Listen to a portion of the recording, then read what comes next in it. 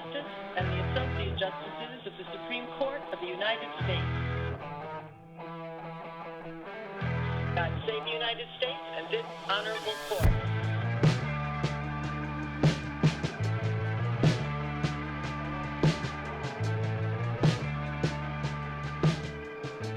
I'm Hans von Spakovsky, and this is Court is Adjourned. And the title of our episode today is The Supremes Give Them a League of Their Own.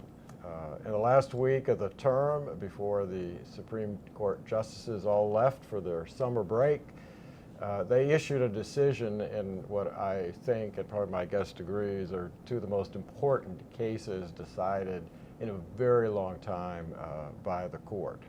It was a decision combining the two cases, essential to not only the safety of girls and women participating in athletics across the country, but also very important to guaranteeing fair competition for them, something very important, for example, for girls in high school athletics who are competing for scholarships to pay for college.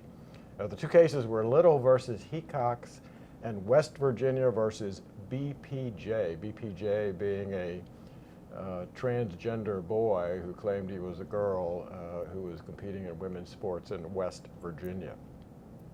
Both cases were challenges to the laws of Idaho and West Virginia that said that only biological males could compete in women's sports in that state. One case challenged that law under Title IX.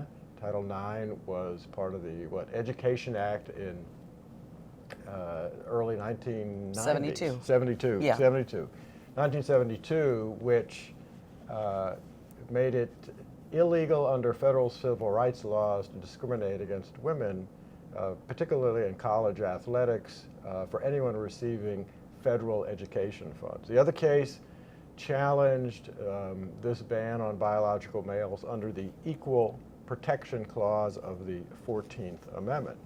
Now, our guest here to talk about this today is a good friend of mine and someone who really knows this area, Sarah Parshall Perry. She's the Vice President, Senior Legal Fellow at Defending Education. She's a former Senior Counsel at the U.S. Department of Education's Office for Civil Rights, and a former Senior Legal Fellow at the Heritage Foundation, where she and I worked together for a number of years. Yeah. Sarah focuses on parental rights, civil rights, and constitutional law. She also chairs the Federalist Society's Education Law Executive Committee, and actually, I think you're the trustee at a university in Florida. Florida right? Gulf Coast University as well. So it's education top to bottom. Right. Well, the fact that you got appointed impresses me about Ron DeSantis once again. Well, I'll tell you what, I had a very brief, ignominious stint on the George Mason Board of Visitors, but we all know how that's turned out. So once the Republican appointees were all defenestrated, I got a call from DeSantis' office, and he said, would you consider coming down to serve in Florida? They don't have a residency requirement. Right. I thought, absolutely. Right. So. Well, that's good for the residents down there and students. All right.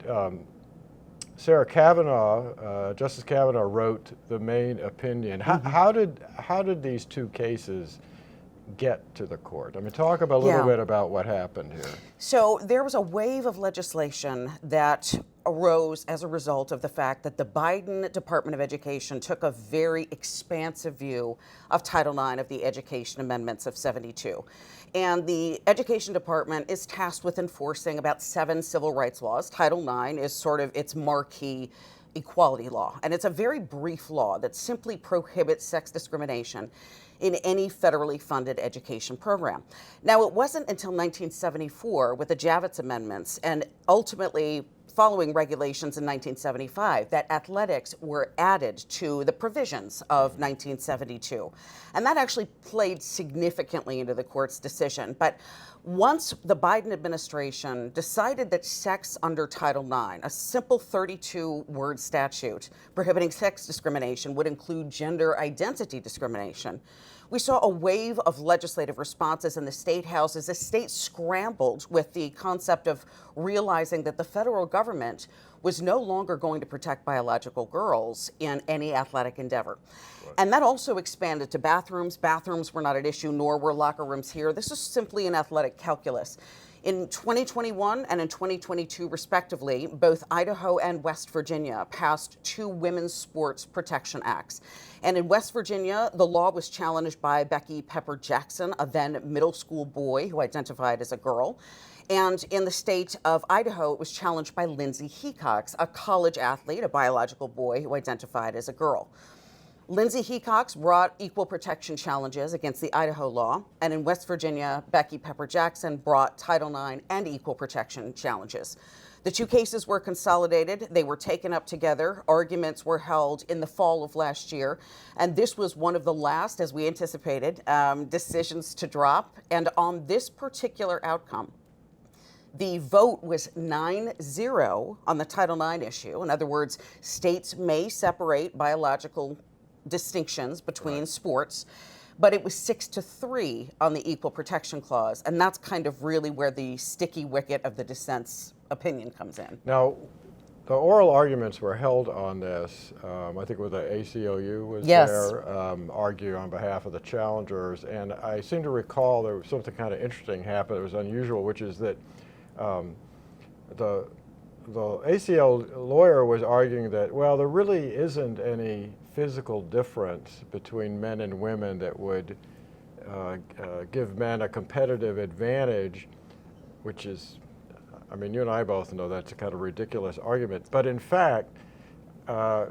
sometime after the oral argument, didn't the Attorney General of West Virginia send a letter to the court to let them know that this particular plaintiff, this boy who claimed he was really a woman, was actually winning all these statewide competitions? Over 436 wins against biological girls. Oh my God. So the track record was astonishing. Now, there were some interesting procedural developments because after the court granted cert in September of the previous term, the petitioner, Lindsay Hecox, tried to moot his own case and filed via the ACLU a suggestion of mootness with the court. That only appeared in a footnote. In fact, it's interesting because the court asked for briefing on the issue of mootness. Why is this case still live? Why is it an active case in controversy? Lindsay Hecox had said, I'm not going to play anymore. This has just been devastating to my mental health. I have no interest whatsoever. And only in a footnote, and I'll actually read from it, did Justice Kavanaugh address the issue. Post-cert actions that would insulate a decision from review by this court must be viewed with a critical eye, citing from Knox versus Service Employees. That was all of the attention they were going to give the mootness issue. Ironically, in her dissent, Sotomayor said specifically, we needn't address Lindsay Hecox because her claims are moot. So very interesting that the majority said, you've got to be kidding me. You filed the suggestion of mootness after we decided to take up your case. This is a very clearly spurious game of judicial gamesmanship. They took both cases together and consolidated them. And obviously the only purpose of that was they were afraid of how the Supreme Court would rule, and so they wanted to get it away from the court. And this was post-Scrimeti. So you realize that we had already seen the Supreme Court weigh in on a particularly controversial question with medical and scientific uncertainty that they reiterate, by the way, from Dobbs versus Jackson, that that's the kind of controversial policy issue we want to leave to the state legislatures. So first in Dobbs, then in Scrimeti, and now in the women's sports cases, again, Kavanaugh reached into that.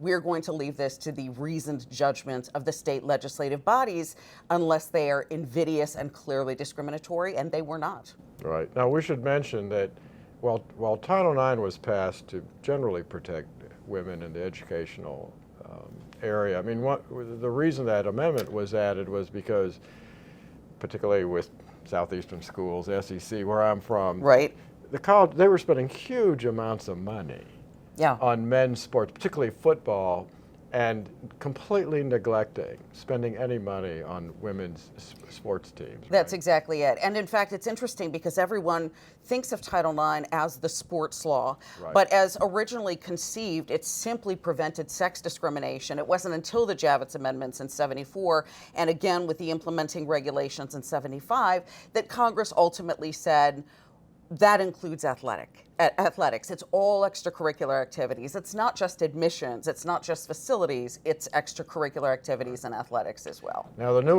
member of the court wrote, now remember, the newest member of the court, Justice Jackson, is the one who writes, she couldn't define what a woman was at her confirmation hearing. And did the same thing happen in her dissent in this case? Well, indeed, it did. She made good on that ignorance.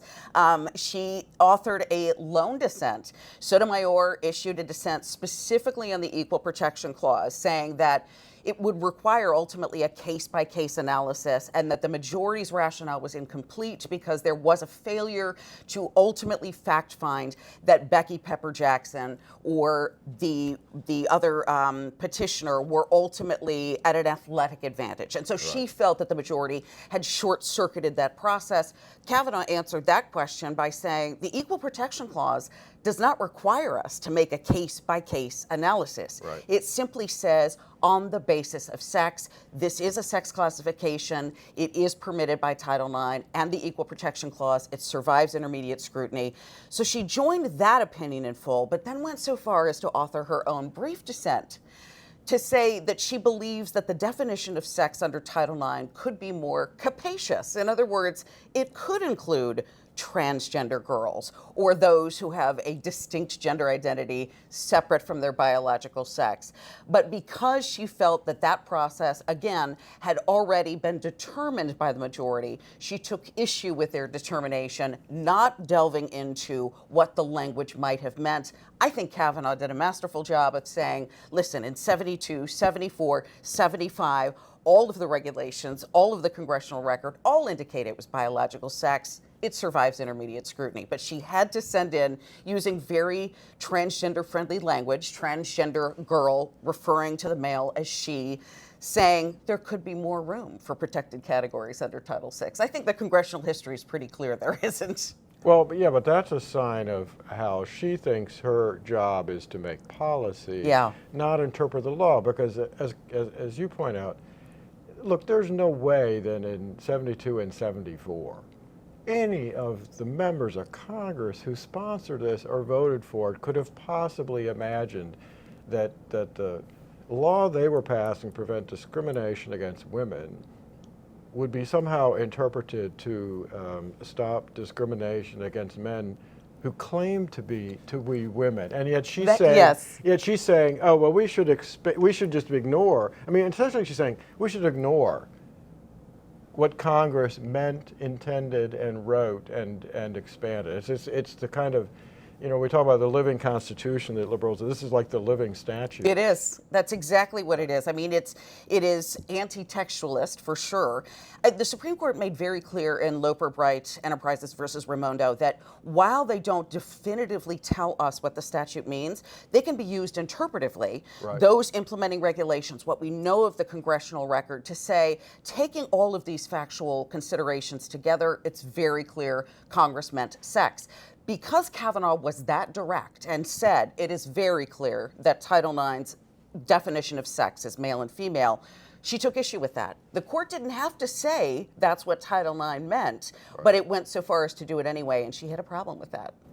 Now, this decision was about the laws in Idaho and West Virginia. How many other states have passed similar laws saying that only biological males can compete in women's sports? So even though the decision was only for 2 states, I mean, this applies to many more states, right? Yes, in fact, 25 other states have enacted Women's Sports Protection Act. So Idaho and West Virginia now bring the total to 27. In addition, the NCAA, the International Olympic Committee, and the U.S. Olympic and Paralympic Committees all separate by biological sex their sports teams and their sports offerings. Now, what does that mean for the rest of the country? Well, that means there are 23 other states who are now finding themselves ultimately at a crossroads. And this is sort of the messy nature of federalism that we saw arise post-Dobbs versus Jackson. When states are given the opportunity to legislate in that way, red states are going to legislate to protect women. Blue states, California, Minnesota, Maine, I'm looking at you, are all going to allow trans-inclusive athletic policies. That's important because in a footnote, Justice Kavanaugh said, we're saying only that states may legislate in this way. We're not saying they must, but we are aware that there is legislation in the federal appellate circuits that will be before us ultimately, and we'll make that determination then. Well, in fact, that was going to be one of my leading questions to you is, what does this case say about women in places like California, which allow biological males to compete in their sports?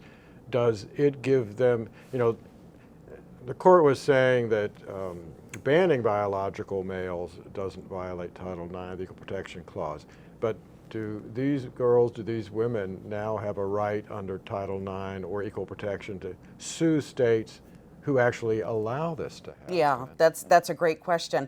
That is precisely an issue in direct litigation brought by the Department of Justice under enforcement litigation in California in the Ninth Circuit, in Minnesota in the Seventh, and also against the state of Maine in the First. And you remember Janet Mills, governor of Maine, going toe-to-toe with President Trump in the Oval Office and saying to him, I am going to follow state law and our interpretation of Title IX. And he said, well, we are the law. Title IX means male and female. And she said, we'll see you in court. I don't know if she understood that was going to come with a money-back guarantee, because she is indeed embroiled in litigation with DOJ. That's the position they've taken. I think it's the right position. And I think post this decision, there was a very expansive textual history that was offered by Justice Kavanaugh. He didn't go so far as to say you must separate by sex. He said you may, but he also nodded to the litigation with DOJ. We're going to get that answer sooner as opposed to later. Now, those are lawsuits by the U.S. Department of Justice.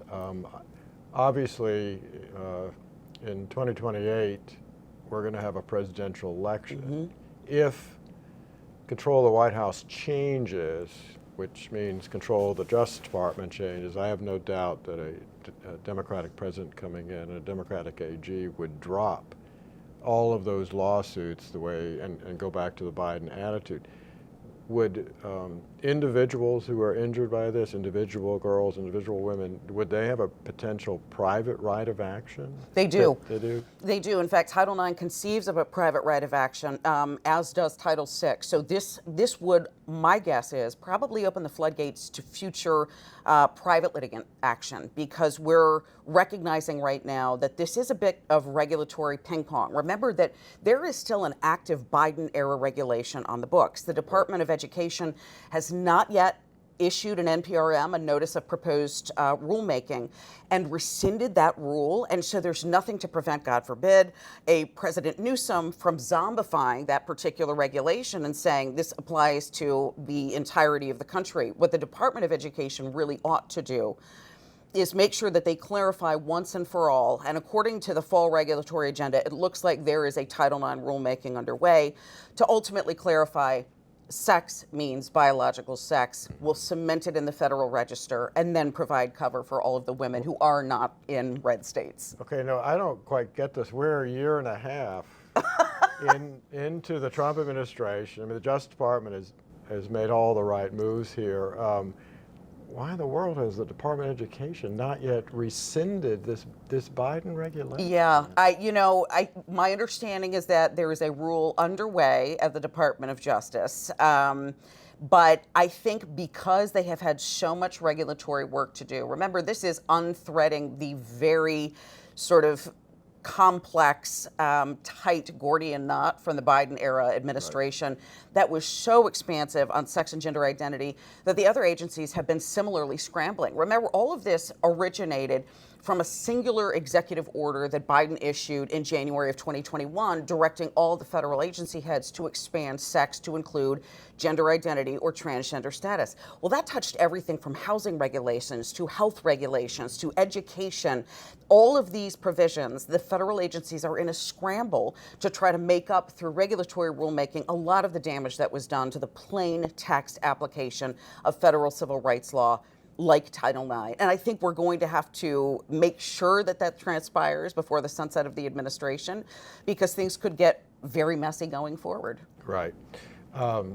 Look, these are important cases. The Supreme Court is now out, but they have been granting cert, which is short for certiorari, meaning they'll take up a case. Are there any other similar cases like this that they have accepted for the term that starts in October? Yes. It's interesting you should ask that, because I've had a lot of people ask me specifically why I think the court did not grant cert on two very big, frequently rescheduled cases. And as we know, when justices reschedule over and over again, that can sometimes be a tea leaf reading of whether or not there are 3 votes to grant cert and one of the justices is on the fence. And we should just explain that the way the court works is they hold these non-public private conferences, and that's Right. where they go over the various petitions that have been filed, and they take a vote and decide whether or not they want to accept it. And sometimes, rather than voting up or down, they say, well, we'll wait Reschedule. until the Yep. next conference that we have. That's right? it. That's it. And in fact, 2 of the cases that were rescheduled no fewer than 12 times each, and that's a significant number of reschedules. I know. I've 12 times? 12 times. 12 times. That's got to be a record. Well, so one of the issues that they have been wrestling with frequently, and this is now the second term that these cases have come to the Supreme Court. There were 2 cases in the October term of 2024, one out of the 4th Circuit, one out of the 7th Circuit, considering the constitutionality of so-called gender secrecy plans. Now, these gender secrecy plans, many of those were often buoyed by the Biden-era interpretation of what sex meant in public education. So there was a total misunderstanding and misapplication of federal privacy law for a lot of blue state schools to say we can't forcibly out students to their parents if they don't want their parents to know how they're expressing their gender identities at school. The Supreme Court denied cert in 2 cases in the October 24 term, denied 2 more cases in the October 25 term. I think it's because the chief has been ultimately exhausted with gender identity policy. Remember, we got Childs versus Salazar, a Christian counselor who didn't want to affirm gender identity. We've gotten 303 Creative versus Alenis. We've got the women's sports decisions. We've got Mahmood versus Taylor.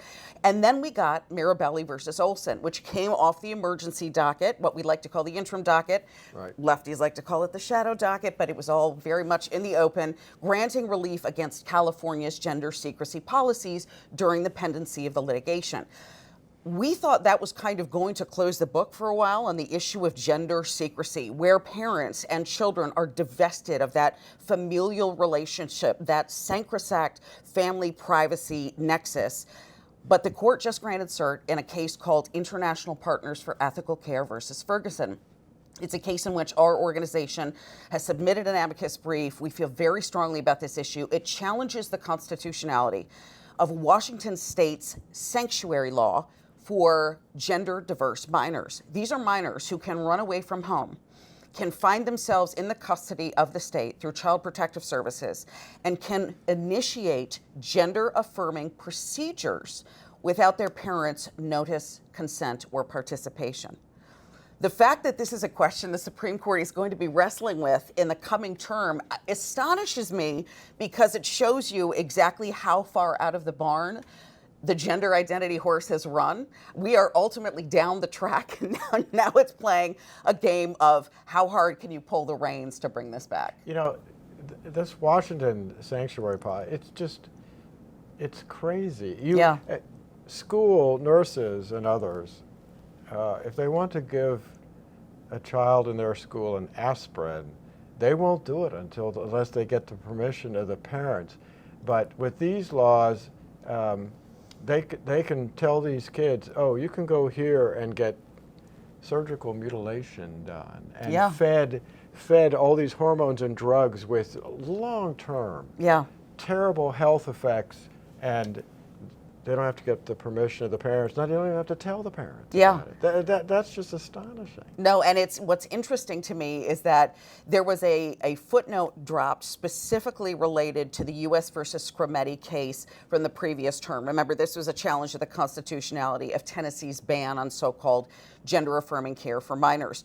And look, we need to make clear, gender-affirming care is this term come up with by the left to make this sound anodyne, yes. sound wonderful, Right. when what they're talking about is butchery. Is surgical mutilation Yep. Of boys and girls, and feeding them drugs who, as we just said, the long-term health effects are just terrible. Everything from osteoporosis to liver cancer to sterility, they are Right. widely and well documented. In fact, HHS just submitted a public report doing a longitudinal study of all of the medicine relative to so-called gender-affirming care. And as we suspected, there is no benefit. There are only lifetime harms. Right. And in fact, an increase in suicidality, which, Right. which as a mother astonishes and horrifies me as well. But there was a claim relative to parental rights. These were the parents of trans-identified minors who had raised a parental rights challenge as part of the Scrimeti litigation.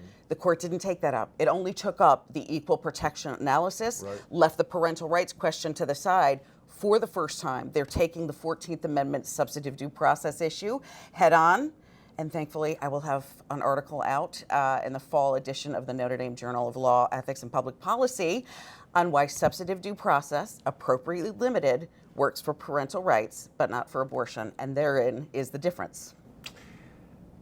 I have to say I'm so glad you're working on this, and we should mention again, your organization, Defending Education, has been hotly in the middle of all of this. So you're doing a lot of good work, not just on behalf of parents across the country, but frankly, on behalf of all these kids. And look, this situation is so bad that children who've been subjected to this are now starting to win medical malpractice judgments because of the fact that what's been done to them is so terrible. Well, we're going to have to end it there, Sarah. I really We could talk forever, as you know. We could, as folks know. Now, everyone knows who watches this podcast and listens, I try to do a classic movie review. Now, usually I try to choose something from the golden era of Hollywood, which was the 30s and 40s, but the obvious movie, and I kind of refer to this in the title, is the 1992 film A League of Their Own, which stars Tom Hanks, Geena Davis, Madonna, and a host of other well-known female actresses, actual female actresses, not fake ones. It's a fictionalized account of the actual All-American Girls Professional Baseball League, which was started in 1943 when so many American men, including American baseball players, professional players, were overseas fighting in the Pacific and European theaters. The league actually lasted until 1954, and it was the forerunner of numerous other women's professional sports leagues. And yes, you had to be a real, actual woman to participate in this league. The Supremes obviously made the right decision in these cases, not just constitutionally and legally, but the right decision as a matter of common sense, fairness, and frankly, honesty. What is sad to me, and actually, Sarah, I'm sure you agree, is that we have come to a point in this country where such a ridiculous, absurd issue had to go up to the highest court in the land to be decided. The idea that men who pretend to be women have a right to supposedly compete in women's sports. Be sure to follow us on Spotify and on YouTube. This is Hans von Spakovsky, and court is adjourned. Columbia Pictures would like to take you out to the ball game for an all-star comedy. They'll pay you $75 a week. We only make 30 at the dairy. Well then, this would be more, wouldn't it? The manager, Tom Hanks. Are you crying? There's no crying. There's no crying in baseball. The